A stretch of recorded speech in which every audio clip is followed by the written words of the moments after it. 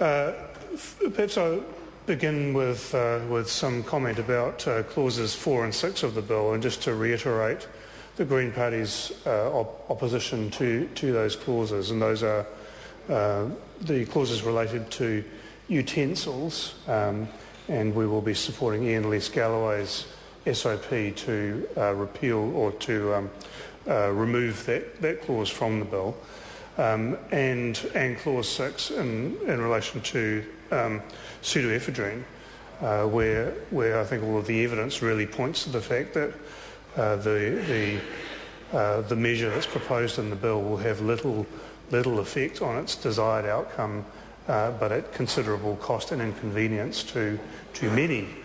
The debate in this committee stage, Mr. Chair, has focused largely on the Minister's SOP, and I want to make some comments about that.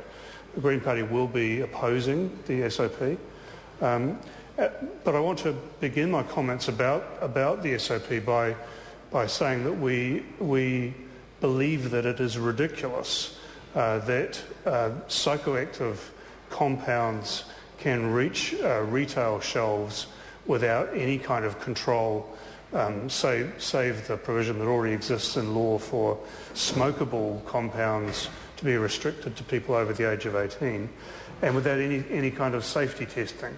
That's absurd. I think probably everybody in the House, I would think, would agree with that, and therefore something does need to be done about this problem in our law.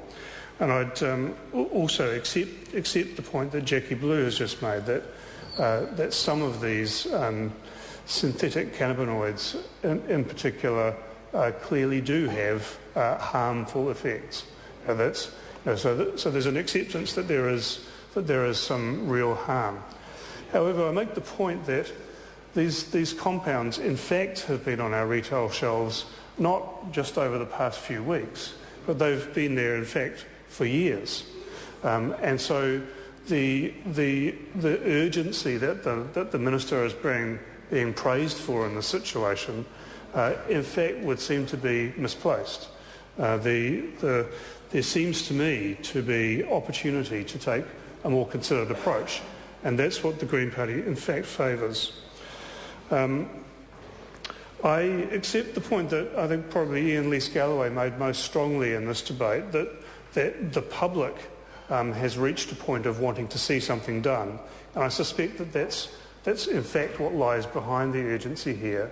I'm not sure that, while it's important that we are responsive to public mood, that's actually the most appropriate driver for this Parliament's behaviour and decision making. And the point that I made in the second reading debate about the Minister's SOP, I think still holds true. And members may recall that at that time I challenged the Minister to table his SOP then, before the 2-week recess that this Parliament has just had, because that would at least enable some form of truncated public process to enable members of the public to have a say about the Minister's proposed approach to this issue. Because the reality here is all of those who made submissions, or perhaps chose not to make submissions on this bill, could not possibly have had the expectation that this SOP would now be included in it. And so here we are about to make a very serious decision on the basis of public concern, without in fact giving the public and other interested parties the opportunity to have a say about it. And that's poor process, and it's one of the reasons that the Green Party will oppose the SOP. The Minister is right that it's important to get this right. He's right about that. But we think also that formulation in this SOP is wrong. That this is not the right way to go about that task. And the Green Party may indeed have supported an approach that enabled these substances to be classified as restricted substances, according to the 2005 amendment to the Misuse of Drugs Act. However, this approach is wrong in several aspects. I just want to, Mr. Chair. Kevin Hay. I just want to mention a couple of those. First of all, in the Minister's comments from the Chair in this debate, he spoke about psychoactive substances, and indeed I think we've all approached this debate on the assumption that that's what we're talking about. That isn't what the SOP says. The SOP talks about any substance. It is not restricted to psychoactive substances at all. So, for example, there's the substance sodium chloride. That's a substance, meets the definition in the SOP. I think most scientists would agree that it causes harm. So this SOP enables the Minister to gazette a notice to actually prohibit that from sale. Is that what we want? Now, I guess we would say, okay, well, sodium chloride isn't psychoactive. There is a psychoactive substance, C2H5OH, ethanol. So is it intended that the SOP will be used for that? Because it certainly could be. Possibly it should be. So I think there are some very real issues about the definition of substance. There are some issues around how the Minister will go about the task of drawing the line, of determining the risk or possible risk to individuals or to society.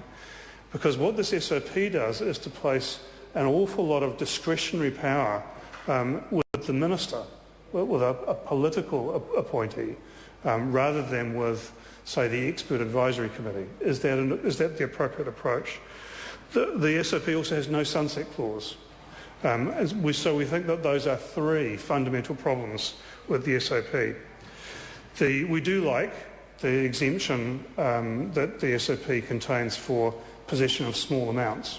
We believe that's a good start. But I want to conclude, sir, by again referring to this report, the Law Commission's report that others have done, and to say it is right that we take the appropriate amount of time to respond with all due haste to this, and it may well indeed not have been possible to fully respond to the report in the time available, but it surely would have been possible in the time available to enact the Commission's recommendations about this particular problem and place the onus on manufacturers, importers and suppliers to establish safety before a product can be made available for sale in New Zealand. And that is what should have happened in this case. Nikki Wagner.